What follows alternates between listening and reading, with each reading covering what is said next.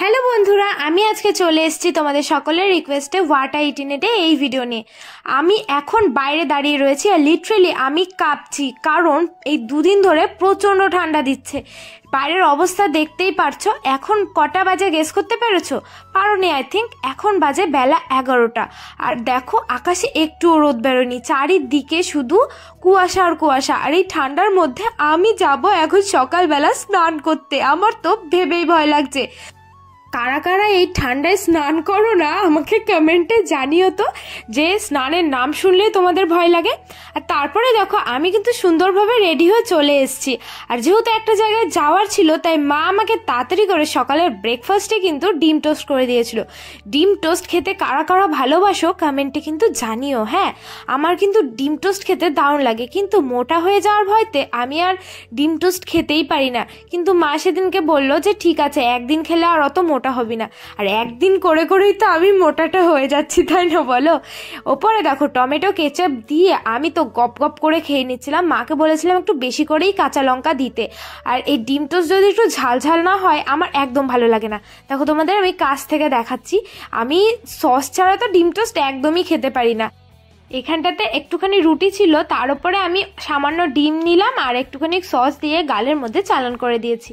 তারপরে এখানটাতে মা আমার চুল বাঁধতে চলে এসেছিল, কারণ মা বললো যে আমাকে নাকি দেখতে একদম ভালো লাগছে না, পচা বুড়ি লাগছে। তার জন্য মা আমাকে সুন্দরভাবে সাজিয়ে দিচ্ছিল। আর এই যে আমি রেডি হয়ে গেছি, আমাকে কেমন লাগছে গো কমেন্টে কিন্তু জানিও। আর আমি কোথায় যাচ্ছি বলো তো? আমি যাচ্ছি এই ঠান্ডার মধ্যে পিকনিকে। বাইরের অবস্থা দেখেই বুঝতে পারছো একটু রোদ ওঠেনি, আর সবাই চাদর গায়ে দিয়েই ঘুরে বেড়াচ্ছিল। বড় মা আমাকে দেখে বলছিল যে তুই এই ঠান্ডার মধ্যে কোথায় যাচ্ছিস রে? আমি বললাম আমি পিকনিকে যাচ্ছি। তারপরে বোনকে টাটা দিয়ে তো আমি বেরিয়ে পড়েছি।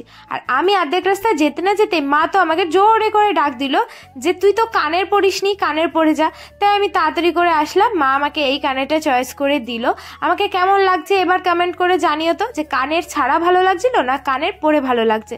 আর তারপরে শুনলাম একটা কাকু বাড়িতে নাকি আগের দিন রাতে বেড়াতে চুরি হয়েছে, তো সেখানেই গেছিলাম। যাবতীয় সব কিছু চুরি করে নিয়ে গেছে জানো। কেউ বাড়িতে ছিল না, কাকু ছিল ডিউটিতে, আর যাবতীয় সোনা গয়না সব চুরি করে নিয়ে গেছে। আর তারপরে চলে এসেছি আমরা রাকেশদার বাড়িতে। আর এখানটাতে এসে কেউ রান্না পারে না, কি আর করব, আমি রান্না করতে লেগে গেছি। আর এখানটাতে তো ফার্স্টে আমি পেঁয়াজ ভাজা শুরু করে দিয়েছি। কি রান্না হবে দেখেই বুঝতে পারছো। এখানটাতে দেখো চিকেন রয়েছে, আর এইখানটাতে আলু আমি ভেজে রেখে দিয়েছি, আর মশলাও করা রয়েছে। মশলাটা অবশ্য আমি করিনি। এই গামলার মধ্যে ছিল পোলাওয়ের প্রিপারেশন, মানে চিকেনের সাথে পোলাও আজকে রান্না হবে। পোলাওটা কিন্তু আমি রান্না করিনি, পোলাওটা রাকেশদাই রান্না করেছিল। আর তারপরে তো আমাদের খাওয়ার পর্ব শুরু হয়ে গেছে, কারণ অনেকক্ষণ ধরে আমরা মজা করতে করতে সবাই মিলে রান্না করেছি। অ্যান্ড দেন চলে এসছে এক প্লেট বাসন্তী পোলাও, আর তার সাথে আমার হাতের স্পেশাল চিকেন কষা। আমি তো বলছিলাম যে চিকেন যেহেতু রয়েছে আমাকে একটুখানি পেঁয়াজ দিয়ে যা। তারপরে দেখি একে একে সবাই পেঁয়াজ নিয়ে নিল, কারণ চিকেনের সাথে যদি পেঁয়াজ না হয় তাহলে কি আর জমে নাকি?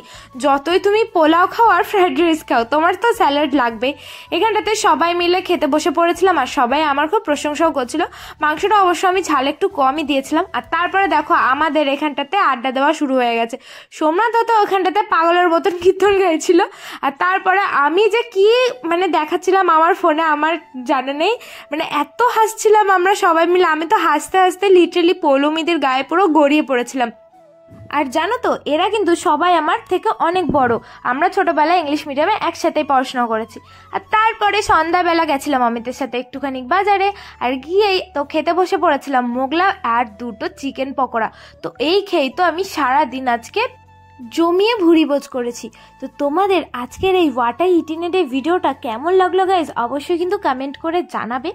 আর হ্যাঁ, তোমরা কেমন ধরনের ভিডিও দেখতে চাও এটাও কিন্তু কমেন্ট করে জানিয়ে দিও। তো আজকের ভিডিওটা কেমন লাগলো জানিও, ভালো লাগলে লাইক শেয়ার করে দিও। তো দেখা হচ্ছে নেক্সট ভিডিও।